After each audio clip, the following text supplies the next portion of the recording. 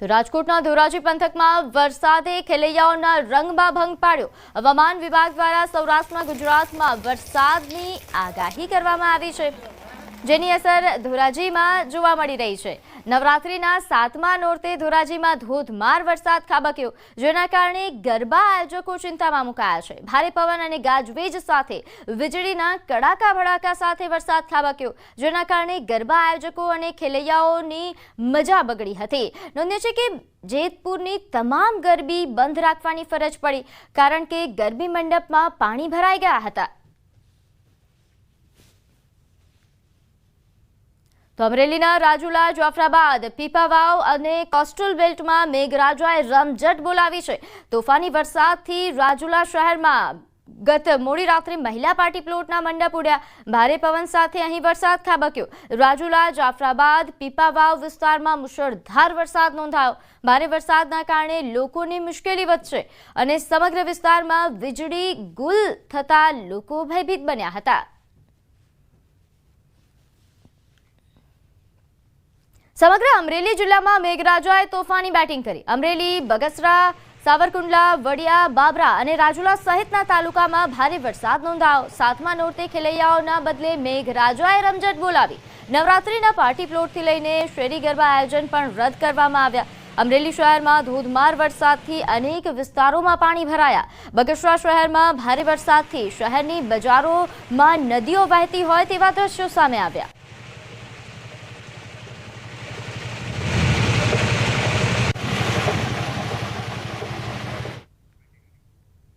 તો જૂનાગઢમાં કેશોદમાં ધોધમાર વરસાદ વરસ્યો। વરસાદે ખેલૈયાઓની મજા વગાડી। નવરાત્રિના અનેક આયોજનોમાં વિઘ્ન બન્યો આ વરસાદ। ભારે પવન સાથે ધોધમાર વરસાદ, ગરબા મંડપના મેદાનમાં પાણી ભરાઈ ગયા હતા વરસાદના કારણે, જેના કારણે અનેક આયોજનો રદ કરવાની ફરજ પડી હતી। કેશોદમાં ભારે વરસાદથી આ પ્રકારની પરિસ્થિતિ સર્જાઈ।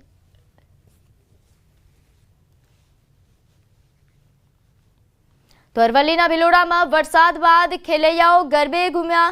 વરસાદ બંધ થયા બાદ ખેલૈયાઓ ગરબાના તાલે ઝૂમ્યા હતા।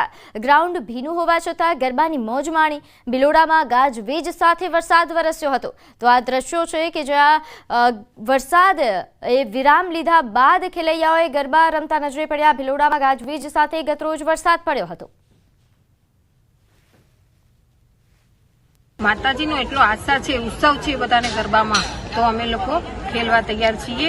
ભગવાનને એટલો, માતાજીનો એટલો આશા છે કે વરસાદ પહેલા એટલો બધો પડી ગયો છે, ગ્રાઉન્ડ એટલું ભીનું થઈ ગયું છે, પણ સરસ અત્યારે વાતાવરણ કરી દીધું છે। તો આ તરફ દાદરાનગર હવેલીમાં બારે મેઘ ખાંગા થયા હોય તેવી સ્થિતિ સર્જાઈ। ધોધમાર વરસાદ વરસતા નીચાણવાળા અનેક વિસ્તારોમાં પાણી ભરાયા। સેલવાસના અથાલ 3 રસ્તા પર રોડ પર પાણી ભરાતા વાહન ચાલકોને હાલાકીનો સામનો કરવો પડ્યો, તો કેટલાક વાહનો પાણીમાં બંધ પડી ગયા હતા। તો નગર હવેલીમાં બારે મેઘ ખાંગા જેવી પરિસ્થિતિ જોઈ શકાય છે કે અહીં ખાસ કરીને જે નીચાણવાળા વિસ્તારો છે ત્યાં પાણી ભરાઈ ગયા હતા, જેના કારણે વાહન ચાલકોએ સૌથી વધારે હાલાકીનો સામનો કરવો પડ્યો। અહીં નાના વાહનો બંધ પડી ગયા હોવાના પણ સમાચાર સામે આવી રહ્યા છે। તો નીચાણવાળા વિસ્તારોમાં ખાસ વરસાદના કારણે પરિસ્થિતિ વણસી હતી। કેટલાક વાહનો પાણીમાં બંધ થયા, તો ઘણા એવા વિસ્તારો છે કે લોકોના ઘર સુધી પાણી ભરી આવ્યા। પરંતુ ખાસ આ જે રીતે જોઈ શકાય છે કે મુખ્ય રસ્તા પર, મુખ્ય રોડ પર જે પાણી ભરાવાની સમસ્યા છે તેના કારણે લોકોને હાલાકી ભોગવવાનો વારો આવ્યો। તો અંબાજીમાં વરસાદ વરસવા છતાં ખેલૈયાઓ નિરાશ ન થયા। વરસાદ રોકાતા ખેલૈયાઓમાં ઉત્સાહ જોવા મળ્યો અને અંબાજી મંદિર ચાચર ચોકમાં ઓપરેશન સિંદૂરની થીમ પર ગરબા યોજાયા। મોટી સ્ક્રીન પર ઓપરેશન સિંદૂરની થીમ મુકાઈ, જેને લઈને ખેલૈયાઓમાં ભારે ઉત્સાહ જોવા મળ્યો। આ જોઈને લોકોમાં ફરી એકવાર ઓપરેશન સિંદૂરની યાદો તાજા થઈ। તો અંબાજી મંદિર ચાચર ચોકમાં ખેલૈયાઓની ભારે ભીડ ઉમટી હતી।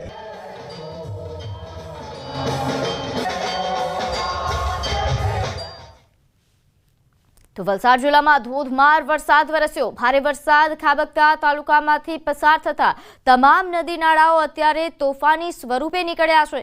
વરસાદના કારણે નદીઓમાં પૂર જેવી પરિસ્થિતિ છે। અનેક જગ્યાએ લો લેવલ કોઝવે અને નાના પુલ પર પાણી ફરી વળતા અનેક ગામોનો સંપર્ક કપાયો છે। તો વલસાડના કપરાડાના નિલોશી ગામના છેવાડાથી વહેતી કોલક નદીમાં પૂર જેવી પરિસ્થિતિના કારણે નદીના પાણી લો લેવલ પુલ પર ફરી વળ્યા હતા. આથી બંને તરફના ગામોનો સંપર્ક કપાયો.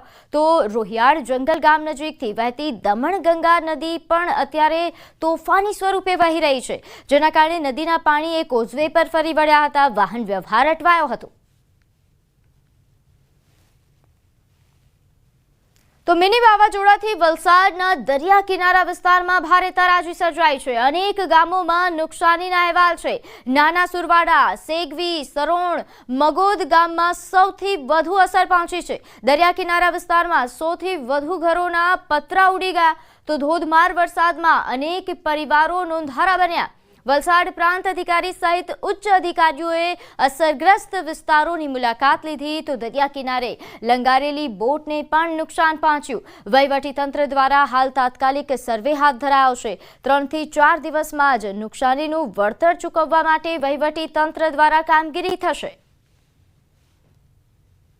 વાવાઝોડા સાથે જે ભારે વરસાદ આવેલો હતો તેના લીધે આપણે વલસાડ શહેરમાં અને ઉપરાંત વલસાડના ઘણા ગામડાઓમાં જે ઘણા ઘરોને નુકસાન થયેલું છે અને તેના અન્વયે આજે અમે વિઝિટ કરેલી 100 જેટલા જે ઘરોને નુકસાન પહોંચેલ છે.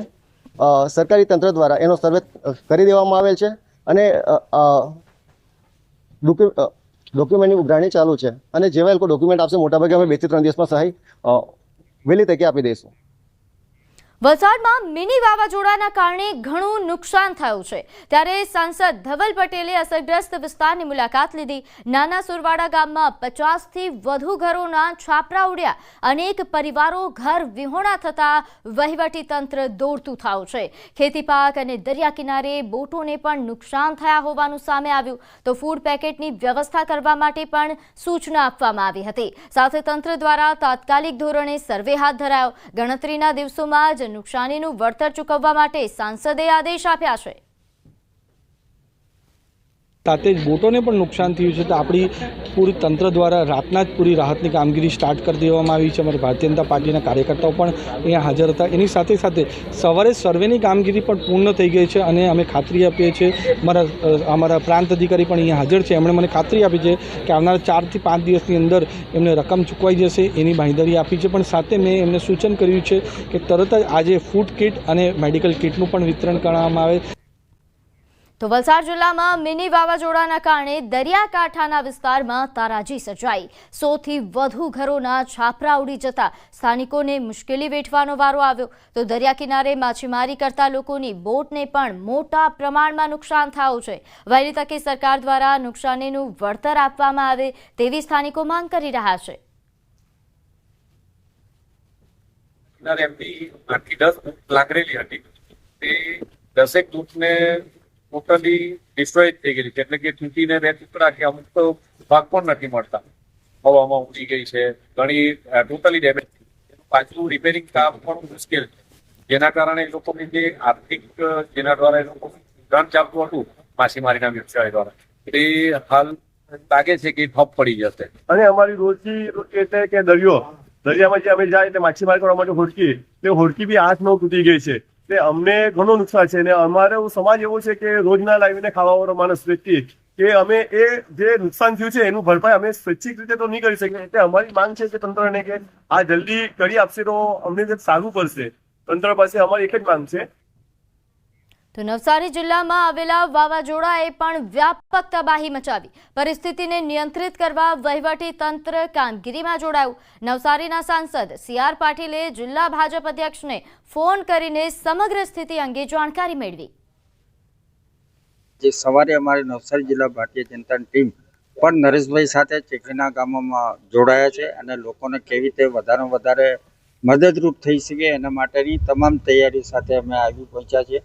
લોકોના માટે ફૂડ પેકેટની પણ વ્યવસ્થા કરી છે અને જ્યાં પણ લોકોને જમવાની વ્યવસ્થા છે ત્યાં પણ અમને વ્યવસ્થા કરતા આવ્યા છે. અને સાથે સાથે અમારા પ્રદેશ અધ્યક્ષ શ્રી સાંસદ CR પાટીલ સાહેબની સાથે બી સવારના વાત થઈ હતી. એમણે પણ કીધું છે કે જે પણ કરવું ઘટતું હોય એ બધી જ વ્યવસ્થા કરજો, બીજી કોઈ ચિંતા તમે નહીં કરતા. ચીખલી તાલુકાના ઓછામાં ઓછા 12 થી 15 ગામો ઇફેક્ટિવ છે. સૌથી વધારે તલાવચોરા છે. તલાવચોરાની બાજુમાં ચીખલીથી લઈને ખોદ. હવે નજર કરીએ અન્ય સમાચારો પર. તો નવનિર્મિત વીર સાવરકર સ્પોર્ટ્સ કોમ્પ્લેક્સ ખાતે 11મી એશિયન એક્વેટિક્સ ચેમ્પિયનશિપનો પ્રારંભ થયો, જેનું ઉદ્ઘાટન મુખ્યમંત્રી ભૂપેન્દ્ર પટેલ અને ગૃહ રાજ્યમંત્રી હર્ષ સંઘવીએ કર્યું. 200 મીટર ફ્રી સ્ટાઇલ સ્પર્ધાના વિજેતાઓને મુખ્યમંત્રીના હસ્તે મેડલ એનાયત કરવામાં આવ્યા. ચેમ્પિયનશિપમાં 29 દેશોના 1100 એથ્લેટ્સ ભાગ લેશે. 4 કેટેગરીની અહીં કોમ્પિટિશન હશે, જેમાં 11મી ઓક્ટોબર સુધી આ કોમ્પિટિશન ચાલશે. વિદેશના લોકોને હવે અમદાવાદ આવવાનું સપનું બનશે એવું સ્ટેડિયમ લાગ્યું કે નહીં? હવે આપણે તરવા માટે તળાવ કે દરિયાની શક્તિ જરૂર રાખીએ છીએ, પણ આપણા મુખ્યમંત્રી ભૂપેન્દ્રભાઈ પટેલે સૌ યુવાનો માટે આ ઇન્ટરનેશનલ કક્ષાનું સ્વિમિંગ પુલ હવે તૈયાર કરી લીધું છે. આવા સ્પોર્ટ્સ કલ્ચરને કારણે આંતરરાષ્ટ્રીય સ્પર્ધાઓમાં દેશના રમતવીરો દિવસે ને દિવસે વધુ મેડલ્સ લાવતા થયા છે. પેરા ઓલિમ્પિક્સ રમતોમાં પણ આપણા ખેલાડીઓ વિશ્વમાં ઝળક્યા છે. ભારતે તમામ પ્રકારની વર્લ્ડ ગેમ્સ આયોજનની ક્ષમતાઓ પર પુરવાર કરી.